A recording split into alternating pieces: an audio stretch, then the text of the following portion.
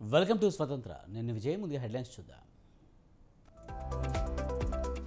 అబద్ధాల బాబుకు మరో ఇద్దరు వంత పాడుతున్నారు. ప్రతిపక్షాలపై సీఎం జగన్ ఫైర్.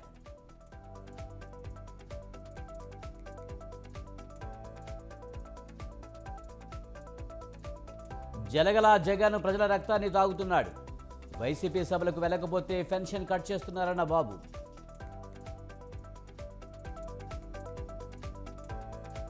తాగునీటి సరఫరాపై సీఎం సమీక్ష.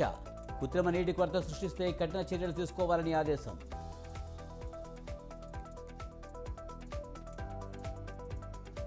కాంగ్రెస్ ప్రభుత్వం వచ్చాక రైతులకు కష్టాలు వచ్చాయి. తెలంగాణ అభివృద్ధికి బీజేపీ సహకరించలేదన్న హరీష్ రావు.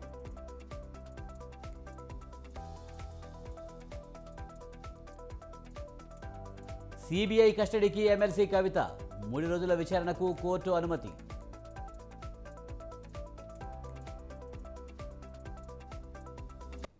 ఢిల్లీలో రాష్ట్రపతి పాలనకు యత్నం. ప్రభుత్వాన్ని కూల్చే కుట్ర జరుగుతుందన్న ఆప్.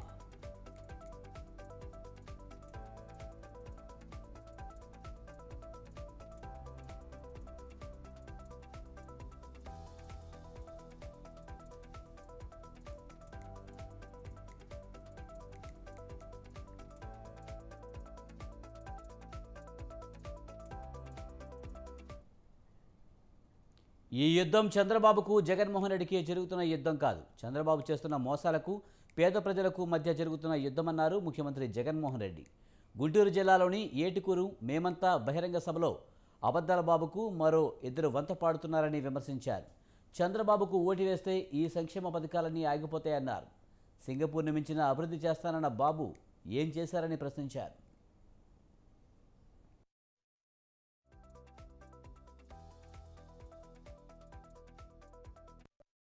ఇదే కూటమి 2014లో రైతు రుణమాఫీపై మొదటి సంతకం చేస్తాను అని అన్నాడు. మన రైతన్నలకు రుణాలు మాఫీ అయ్యాయా అని అడుగుతా ఉన్నాను మిమ్మల్ని అందరినీ కూడా. నేను పొదుపు సంఘాల రుణాలు పూర్తిగా రద్దు చేస్తామన్నాడు. 1 రూపాయి అయినా చేశాడా అని అడుగుతా ఉన్నాను. ఆడబిడ్డ పుట్టిన వెంటనే మహాలక్ష్మి పథకం కింద 25,000 రూపాయలు బ్యాంకులో డిపాజిట్ చేస్తామన్నాడు. కనీసం 1 రూపాయి అయినా కూడా డిపాజిట్ చేశాడా అని అడుగుతా ఉన్నాను. అర్హులైన వాళ్ళందరికీ 3 సెంట్ల స్థలం, కట్టుకునేందుకు పక్కా ఇల్లు, కనీసము ఏ పేదవాడికైనా కూడా 1 సెంటు స్థలమైనా ఇచ్చాడా అని అడుగుతా ఉన్నాను. ఇంకా ముందుకు పోదామా? 10,000 కోట్లతో బీసీ సప్లాన్ అన్నాడు. చేనేత పవర్ లూమ్స్ రుణాలు మాఫీ అన్నాడు. జరిగిందా? సింగపూర్ కు మించి అభివృద్ధి చేస్తామన్నాడు. జరిగిందా?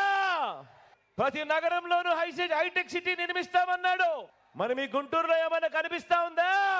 2014లో వీళ్ళు ముగ్గురు కలిసి ఒక్కటంటే ఒక్కటైనా కూడా అమలు అయ్యిందా అని అడుగుతా ఉన్నాను మీ అందరితో. ఇదే కూటమి. సీఎం జగన్పై టీడీపీ అధినేత చంద్రబాబు ఫైర్ అయ్యారు. ఏపీలో రాక్షస పాలన సాగుతుందని, రాక్షస పాలనను తరిమికొట్టేందుకు ప్రజలు సిద్ధంగా ఉన్నారన్నారు. జగన్ జలగలాగా ప్రజల రక్తాన్ని తాగుతున్నారని మండిపడ్డారు. అన్ని ధరలను పెంచి సామాన్యులను నిండా ముంచేస్తున్నారన్నారు. బలవంతంగా జనాన్ని సిద్ధం సభలకు తరలిస్తున్నారని, సభలకు వెళ్ళకపోతే పెన్షన్లు కట్ చేస్తున్నారన్నారు. 3 రాజధానుల పేరుతో 3 ముక్కలాట ఆడారన్నారు. నాసిరకం మద్యంతో ప్రజల ప్రాణాలతో ఆడుకుంటున్నారని చంద్రబాబు ఆగ్రహం వ్యక్తం చేశారు. ఈరోజు ఈ ముఖ్యమంత్రి వస్తా ఉంటే ఒక్క మీటింగ్ పెట్టాలంటే చెప్పాను, వస్తాడు. వస్తే రోడ్లన్నీ తవ్వాలి, చెట్లన్నీ నరకాలి. సభకు రాకపోతే పింఛను కట్టు, రేషన్ కట్టు, అమ్మఒడి లేదు. అయినా కొంతమంది అంటున్నారు, నీ పింఛను పోయినా పర్వాలా, నీ రేషన్ పోయినా పర్వాలా, అమ్మఒడి పోయినా పర్వాలా, మళ్ళీ బాబు వస్తాడు మాకు ఇస్తాడని మీరందరూ కూడా నిర్ణయించుకున్నారు. కానీ మనం సభ పెట్టాలంటే మా తమ్ముళ్ళు ఇంట్లో హ్యాంగర్ కొన్న పసుపు షర్ట్ వేసుకొని రోడ్డు మీదకి వచ్చేస్తారు. సభ అదిరిపోద్ది. అపోజిషన్ వాళ్ళ గుండెళ్ళు పగిలిపోతాయి. అది ఈరోజు తెలుగు. పురంధరేశ్వరిపై మంత్రి పెద్దిరెడ్డి రామచంద్రారెడ్డి ఫైర్ అయ్యారు.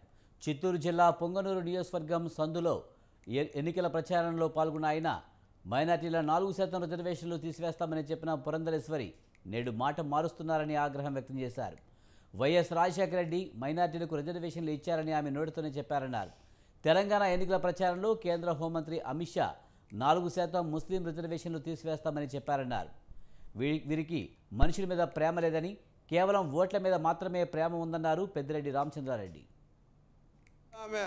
ఆమె చెప్పింది మైనారిటీల 4% రిజర్వేషన్ తీసేస్తాము, రాజశేఖర రెడ్డి గారు పెట్టింది అది అని చెప్పి ఆమె చెప్పింది. ఆమె నోటితో మనం చూసాము పత్రికల్లో, టీవీలలో కూడా. మళ్ళీ ఈరోజు స్టేట్మెంట్ ఇచ్చింది నేను చెప్పలేదు అని. అంటే కేవలం మైనారిటీల ఓట్ల కోసం మళ్ళా మాట మార్చి చెప్తా ఉంది. మనసులో ఉన్న మాట ముందే చెప్పేసింది. వాళ్ళ పార్టీకి సంబంధించిన కేంద్ర హోంమంత్రి కూడా చెప్పాడు తెలంగాణ ఎన్నికలు జరిగేటప్పుడు 4% మైనారిటీల రిజర్వేషన్ మేము తీసేస్తాము, మేము అధికారంలోకి వస్తాయని చెప్పి 4 నెలలకు ముందు జరిగిన శాసనసభ ఎన్నికల్లో స్వయంగా అమిత్ షానే చెప్పాడు. మరి వాళ్ళకి ఎప్పుడో మనుషుల మీద ప్రేమ లేదు, మన ఓట్ల మీద ప్రేమ ఉంది.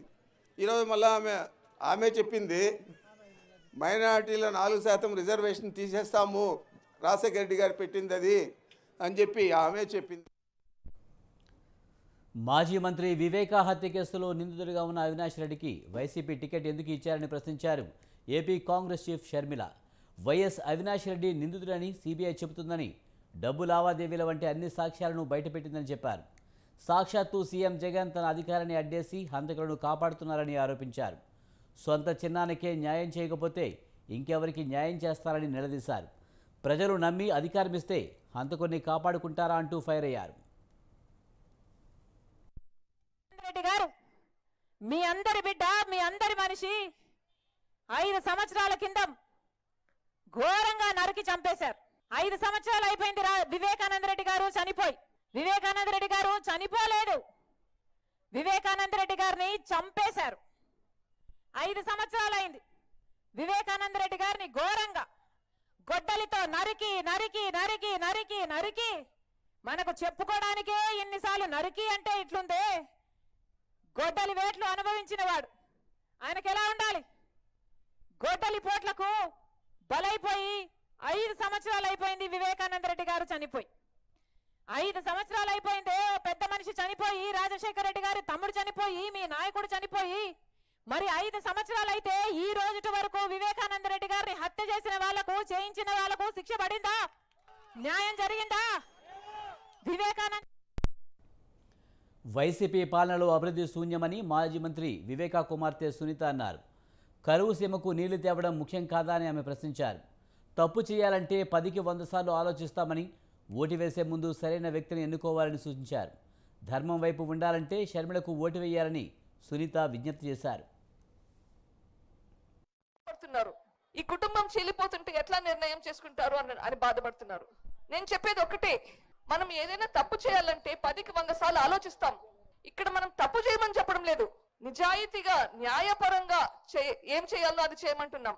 తప్పు చేయాలంటే భయపడాలి. మనం కరెక్ట్ గా ఉండడానికి ఎందుకు భయపడుతున్నాం?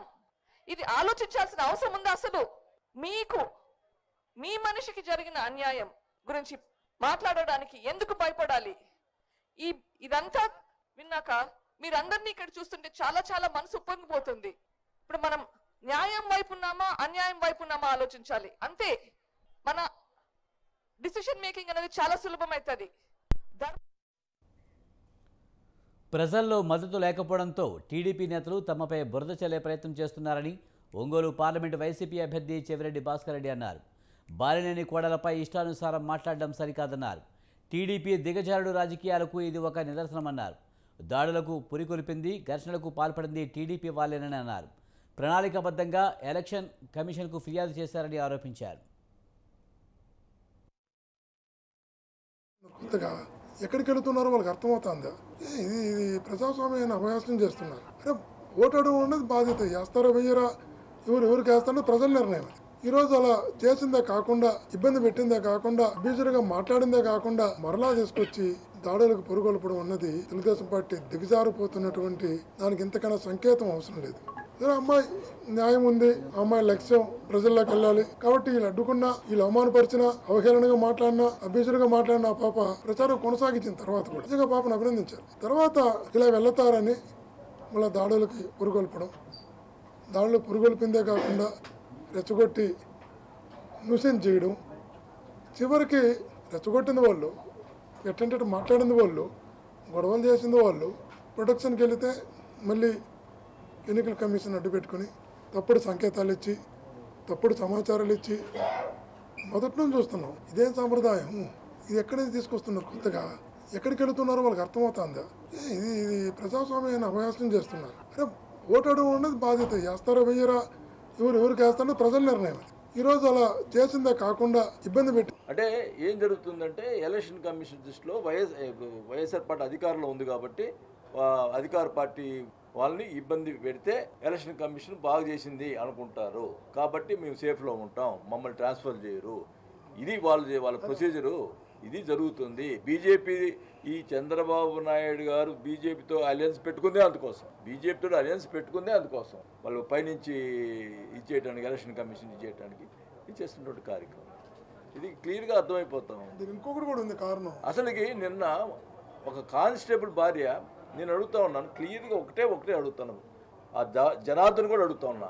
ఆ తర్వాత గొడవ అయిన తర్వాత ఆమె ఇచ్చినటువంటి ప్రెస్కి ఇచ్చినటువంటి భాష చూశారు కదా, ఎంత వల్గర్గా. మేమే ఆ మాటలు మాట్లాడాలంటే చెప్పలేకపోతా ఉన్నాం. అంటే ఏం జరుగుతుందంటే ఎలక్షన్ కమిషన్ దృష్టిలో వైఎస్ఆర్ పార్టీ అధికారంలో ఉంది కాబట్టి అధికార పార్టీ వాళ్ళని ఇబ్బంది పెడితే ఎలక్షన్ కమిషన్ బాగా చేసింది అనుకుంటారు.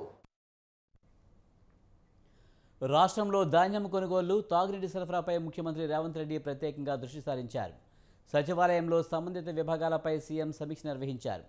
కృత్రిమ నీటి కొరత సృష్టిస్తే కఠిన చర్యలు తీసుకోవాలని అధికారులకు సీఎం ఆదేశమిచ్చారు. రాష్ట్రంలోని అన్ని పట్టణాలు, గ్రామాల్లో తాగునీటికి ఇబ్బంది తలెత్తకుండా ముందు జాగ్రత్త చర్యలు చేపట్టాలని సీఎం అధికారులను ఆదేశించారు. తాగునీటి సరఫరాకు అంతరాయం లేకుండా నిరంతరం పర్యవేక్షించాలని సీఎం అధికారులను ఆదేశించారు.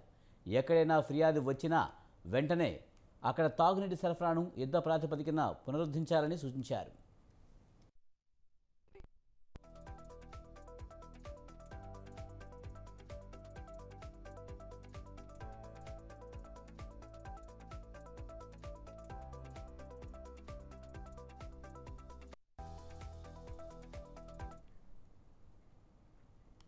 సీఎం రేవంత్ రెడ్డిపై మాజీ మంత్రి కేటీఆర్ విమర్శలు గుప్పించారు. ఎన్నికల్లో కాంగ్రెస్ ఎన్నో హామీలు ఇచ్చిందని అరచేతిలో వైకుంఠం చూపించారన్నారు. ప్రజలు ఇప్పుడిప్పుడే వాస్తవాలు తెలుసుకుంటున్నారన్నారు. ఈ 100 రోజుల్లో ఉచిత బస్సు ఒక్కటే ప్రారంభం చేశాడని, పార్లమెంట్ ఎన్నికల తర్వాత ఉచిత బస్సుకు కూడా మంగళం పడతారని ఎద్దేవా చేశారు. 10 ఏళ్లలో బీఆర్ఎస్ కూడా మాటలే చెప్తే తెలంగాణ ఇంత అభివృద్ధి చెందేది కాదన్నారు. కాంగ్రెస్ అధికారంలోనికి రాగానే రైతుల ఆత్మహత్యలు, కరెంటు కోతలు, మంచినీళ్ల సమస్యలు, ఎన్నో సమస్యలతో ప్రజలు ఇబ్బందులు పడుతున్నారన్నారు.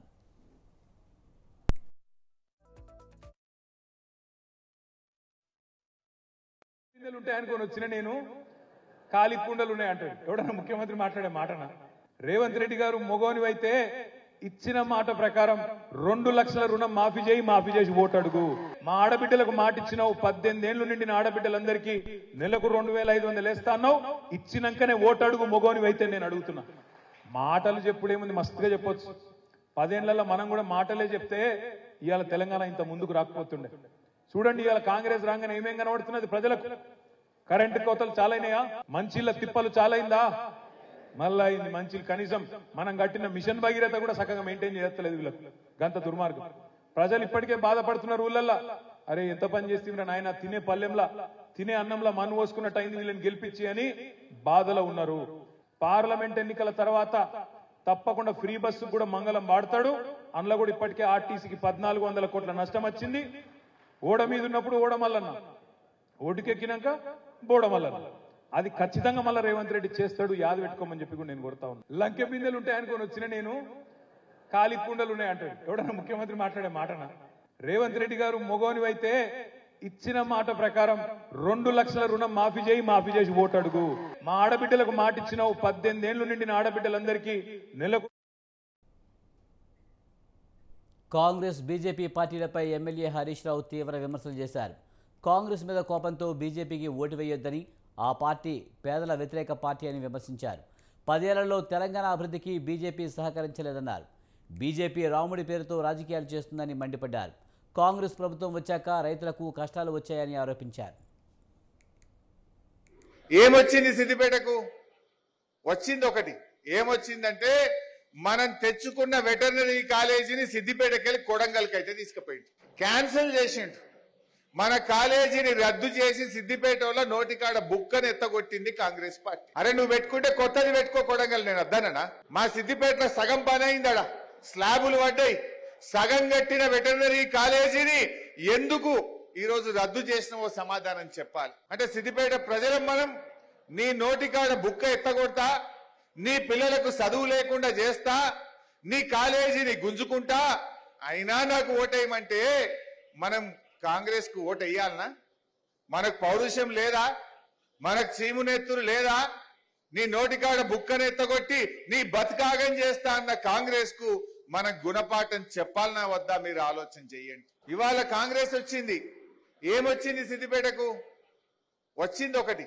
ఏమొచ్చిందంటే మనం తెచ్చుకున్న వెటర్నరీ కాలేజీని సిద్దిపేటకెళ్ళి కొడంగల్కి అయితే తీసుకుపోయింది, క్యాన్సిల్ చేసిండు. మన కాలేజీని రద్దు చేసి సిద్దిపేటలో నోటికాడ బుక్కను ఎత్తగొట్టింది కాంగ్రెస్ పార్టీ. అరే నువ్వు పెట్టుకుంటే కొత్తది పెట్టుకో కొడంగల్, నేను వద్దనన్నా? మా సిద్దిపేటలో సగం పని అయిందడా, స్లాబులు పడ్డాయి. సగం కట్టిన వెటర్నరీ ఎన్నికల వేళ నేతల మధ్య మాటల యుద్ధం నడుస్తుంది. ఇప్పుడు మాటలు దాటి దాడుల స్థాయికి చేరింది. చిత్తూరు జిల్లాలో బీసీవై పార్టీ ప్రచార వాహనాలపై వైసీపీ నేతలు దాడికి పాల్పడ్డారు. సదుం మండలం చిలకపాటి వారిపల్లిలో బీసీవై పార్టీ ప్రచారం నిర్వహిస్తుండగా వైసీపీ కార్యకర్తలు దాడి చేశారు.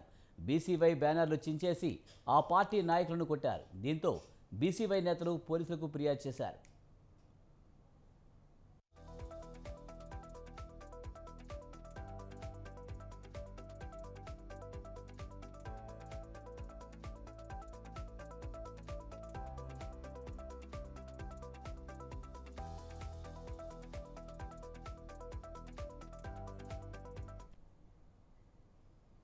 బీఆర్ఎస్ ఎమ్మెల్సీ కవితకు ఈడీ, సీబీఐ అరెస్టులు ఊపిరి సలపనివ్వడం లేదు. కోర్టుల ద్వారా ఉపశమనం పొందాలని తీవ్ర ప్రయత్నాలు చేస్తున్నా చుక్కెదురవుతుంది తప్ప ఊరట లభించడం లేదు. మొన్న మధ్యంతర బెయిల్, తాజాగా సీబీఐ అరెస్టు పిటిషన్లపై ఆమెకు ఎదురు దెబ్బే తగిలింది. మరోవైపు కవితను 3 రోజుల కస్టడీకి అనుమతినిస్తూ తీర్పునిచ్చింది రౌస్ అవెన్యూ కోర్టు. దీంతో కవిత ఇప్పట్లో బయటకు వస్తారా? లిక్కర్ స్కామ్ ఉచ్చి నుంచి బయటపడతారా? మున్ముందు ఎలాంటి పరిణామాలు చోటు చేసుకున్నాయన్నది రాజకీయ వర్గాల్లో ఉత్కంఠగా మారింది.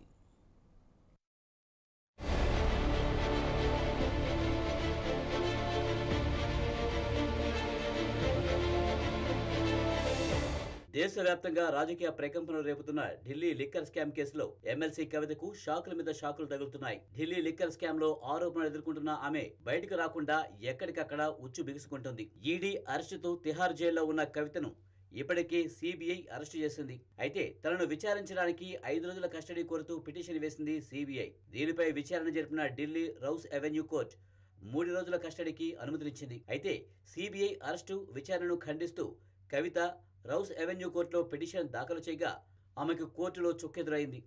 సీబీఐ తనను ప్రశ్నించడాన్ని సవాల్ చేస్తూ దాఖలు చేసిన పిటిషన్తో పాటు ఆమె అరెస్టును సవాల్ చేసిన పిటిషన్లను కోర్టు తిరస్కరించింది.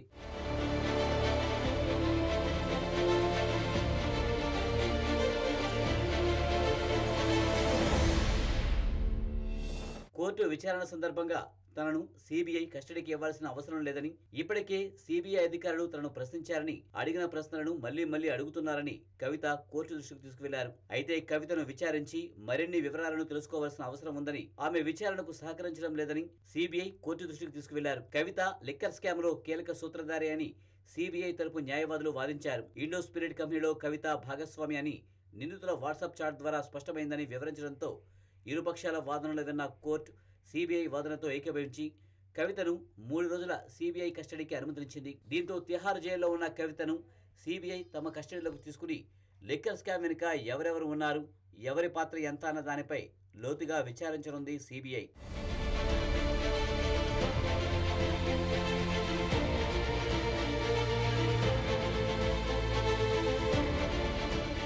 ఢిల్లీ లిక్కర్ స్కామ్ లో 100 కోట్ల అవినీతి జరిగిందని ఆరోపిస్తుంది సీబీఐ. సౌత్ గ్రూప్ నుంచి 100 కోట్లను సమీకరించి ఆ నదులను ఆమ్ ఆద్మీ పార్టీ నేతలకు అప్పగించారని అంటుంది సిబిఐ. కవిత సూచన మేరకు ఒంగోలు ఎంపీ మాగుంట శ్రీనివాసులరెడ్డి 25 కోట్ల రూపాయలు అందజేశారని, ఒకసారి 15 కోట్లు, మరొకసారి 10 కోట్లు అందజేశారని కోర్టుకు తెలిపింది. ఈ విషయాన్ని మాగుంట శ్రీనివాసులరెడ్డి తన వాంగ్మూలంలో పేర్కొన్నారని కూడా చెప్పింది. ఢిల్లీ లిక్కర్ స్కామ్ పాలసీ రూపకల్పనలో కవిత కుట్రదారు అని, విచారణకు సహకరించకపోవడం వల్లనే మరోసారి విచారించడానికి అనుమతినివ్వాలని సిబిఐ కోరింది. అయితే ఒకే కేసులో అరెస్ట్ అయి ఉన్న కవితను మరోసారి మరొక సంస్థ అరెస్టు చేయడం ఏంటని కవిత తరపు న్యాయవాదులు ప్రశ్నించారు. కవితను రాజకీయ కారణాలతోనే ఇబ్బంది పెట్టేందుకు ఈ కేసులో ఇరికించారని వాదించారు లాయర్ విక్రమ్ చౌదరి. ఆమె ప్రైవసీకి భంగం కలిగించే ఆరోపణలు చేస్తున్నారని న్యాయస్థానం దృష్టికి తీసుకొచ్చారు. కవితకు ఈ కేసుతో ప్రమేయం లేదన్నారు. తాను లీగల్ అడ్వైజర్ను కోరినా ఇవ్వలేదని, రాత్రి 10:30 గంటలకు అరెస్టు చేసినట్లు చూపించారని తెలిపారు కవిత. తనను ఇదే కేసులో మళ్లీ అరెస్టు చేయడం అన్యాయమని, కక్ష సాధింపు ధోరణి ఇందులో కనబడుతుందని మండిపడ్డారు. తనకు ఈ కేసులో ఎలాంటి ప్రమేయం లేకపోయినా రాజకీయ కారణాలతోనే అరెస్టు చేశారని ఆమె ఆరోపించారు. ఈ కేసును న్యాయపరంగానే ఎదుర్కొంటారని, న్యాయం తనకు అనుకూలంగా వస్తుందని ఆశాభావం ఆమె వ్యక్తం చేశారు.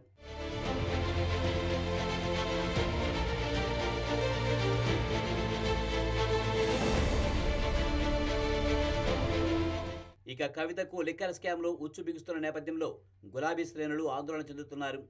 ఇప్పటికే ఇటీవల జరిగిన అసెంబ్లీ ఎన్నికల్లో ఓడిన ఆ పార్టీ గడ్డు పరిస్థితులను ఎదుర్కొంటుంది. కవిత అరెస్టుతో చోటు చేసుకున్న పరిణామాలు పార్టీ నుంచి చాలామంది నేతలు బయటికి వెళ్లిపోయేలా చేస్తున్నాయి.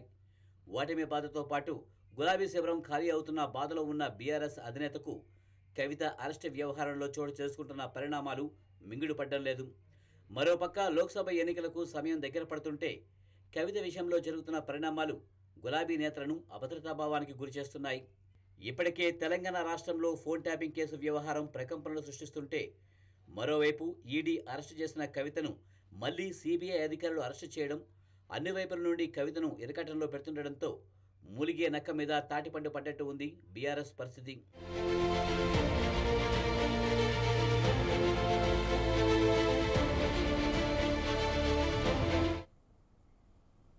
ఢిల్లీలో రాష్ట్రపతి పాలన విధించేందుకు కేంద్రం ప్రయత్నిస్తుందా? ఆమ్ ఆద్మీ పార్టీతో పాటు ప్రతిపక్ష పార్టీలన్నీ ఇదే అనుమానాలను వ్యక్తం చేస్తున్నాయి. కేంద్రంలోని బీజేపీ ప్రభుత్వం కూడా ఈ రకమైన సూచనలు చేస్తుంది.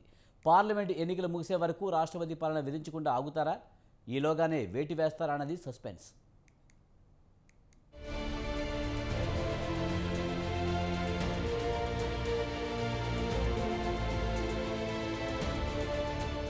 ఢిల్లీ ఎక్సైజ్ పాలసీకి సంబంధించి మనీ లాండరింగ్ కేసులో ఢిల్లీ ముఖ్యమంత్రి అరవింద్ కేజ్రీవాల్ అరెస్ట్ అయిన నాటి నుంచి ఢిల్లీలో రాజకీయ అనిశ్చిత వాతావరణం నెలకొంది. ఆమ్ ఆద్మీ పార్టీ ప్రభుత్వానికి ఢిల్లీ అసెంబ్లీలో పూర్తి మెజారిటీ ఉంది. అయితే కేజ్రీవాల్ అరెస్టు తర్వాత ప్రభుత్వ కార్యకలాపాలు స్తంభించిపోయాయి. రోజువారీ కార్యకలాపాలు సాగుతున్నా కీలక ప్రభుత్వ కార్యకలాపాలు మందగించాయి. ఢిల్లీ మంత్రులు పాలన కన్నా కేజ్రీవాల్ అరెస్టుకు నిరసన కార్యక్రమాలకే ప్రాధాన్యం ఇస్తున్నారు. కార్యకర్తలతో మంతనాలు, ధర్నాలు, ప్రదర్శనల ఏర్పాటుపైనే బిజీగా గడుపుతున్నారు.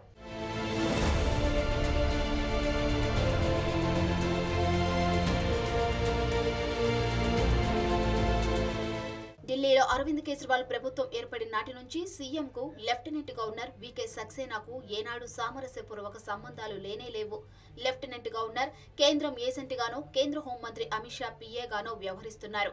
సీఎం కేజ్రీవాల్ జైల్లో ఉంటే లెఫ్టినెంట్ ప్రభుత్వాన్ని నడిపేందుకు పెద్ద చొరవ చూపలేదు. కానీ తాను సమావేశం ఏర్పాటు చేసినా ఢిల్లీ మంత్రులు రావడం లేదని లెఫ్టినెంట్ గవర్నర్ కేంద్ర హోం మంత్రిత్వ శాఖకు లేఖ అస్త్రాలు సంధిస్తున్నారు.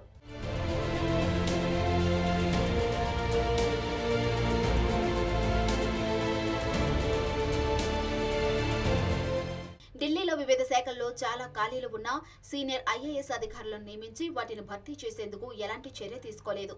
కేంద్ర హోంశాఖ నియమించిన ఐఏఎస్ అధికారులు కూడా హోంమంత్రి ఆదేశాలు, ఆలోచనలకు అనుగుణంగానే ప్రవర్తిస్తున్నారు.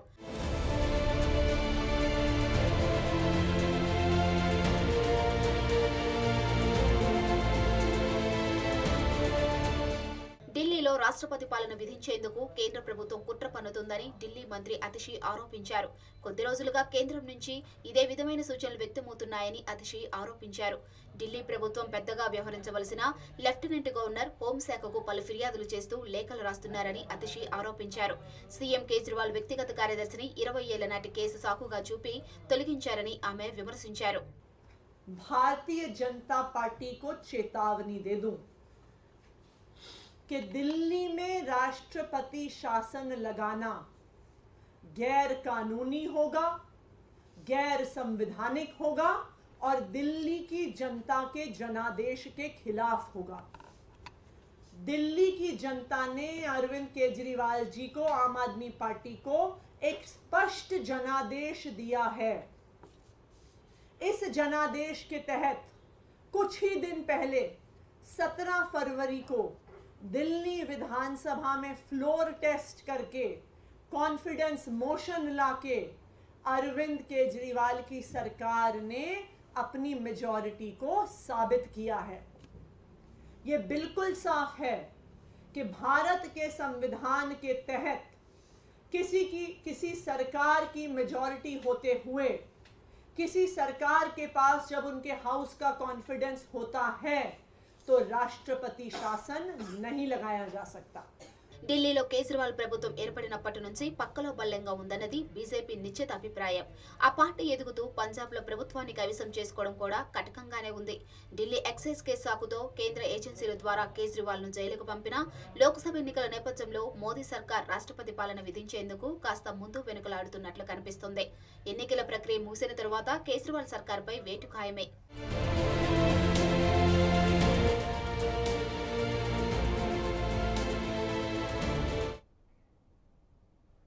ఒడిశా అంటేనే తిరుగులేని నాయకుడు నవీన్ పట్నాయక్ గుర్తుకు వస్తారు.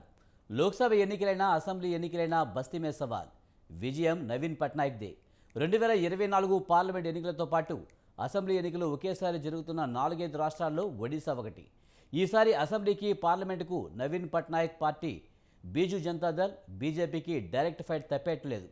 కాంగ్రెస్ సహా మిగతా పార్టీలు రంగంలో ఉన్నాయి. ఒడిశా రాజకీయ చిత్రంపై ఓ లుక్కేద్దాం.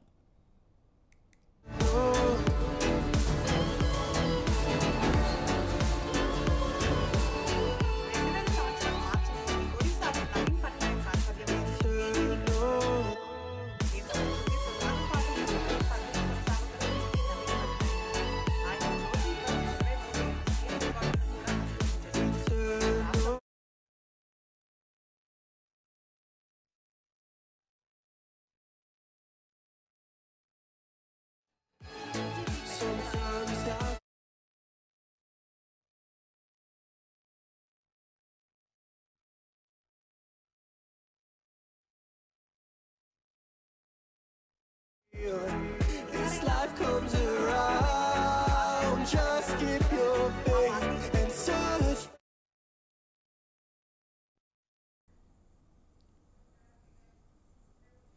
ఇవి ఈ బులెటిన్ విశేషాలు. చూస్తూనే ఉండండి స్వతంత్ర.